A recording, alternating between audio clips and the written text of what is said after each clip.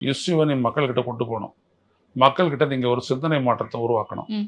இது வரைக்கும் போட்டுட்டு இருந்ததெல்லாம் போதும், எனக்கு போடுங்க அப்படின்னு சொல்லிட்டு அவங்ககிட்ட ஒரு சிந்தனை மாற்றத்தை விதைக்கணும். என்ன செய்யும், எப்படி விதைப்பீங்க? அதான் அவருக்கு முன்னாடி இருக்கக்கூடிய சவால்.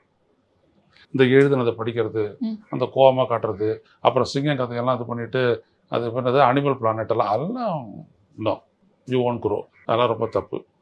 இஷ்யூ எடுக்கணும். நீங்கள் எப்படி பரந்தூருக்கு பண்ணீங்க? என்ன சொன்னார் பரந்தூரில்? கொஞ்ச நேரம் தான் பேசினார். ஆனால் இவ்வளோ பாயிண்டடாக இருந்தது பாருங்கள். ட்ரூ. 80% நீர்நிலைகள், 90% வேளாண் நிலங்கள், இவைகளை அழிச்சிட்டு தான் ஒரு ஒரு விமான நிலையம், ஒரு ஏர்போர்ட் வரணுமா? நான் ஏர்போர்ட் வர்றதை நான் வேணான்னு சொல்லலை, ஆனால் இதை அழிச்சிட்டு தான் பண்ணணுமா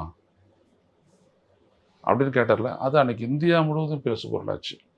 அதான் இங்கே முக்கியம். அப்போ அங்கே நீங்கள் என்ன ஏற்பாடு பண்ணீங்க? ஒட்டு மொத்தமாக சேர்ந்து 1 கோடி செலவு பண்ணியிருக்க மாட்டீங்க இல்லையா? அங்கே அது ஒர்க் அவுட் ஆச்சு. ஏன்னா அந்த இஷ்யூ புரிஞ்சுட்டு பேசுங்க. இதே இந்த மாநாட்டில் இஷ்யூவே பேசலை. ஏதோ விமர்சனத்துக்கு இவராக பதில் சொல்லிக்கிட்டு, இவராக வசனம் பேசிக்கிட்டு, இவராக கதை சொல்லிக்கிட்டு போகிறாரு. இது அரசியல் கிடையாது.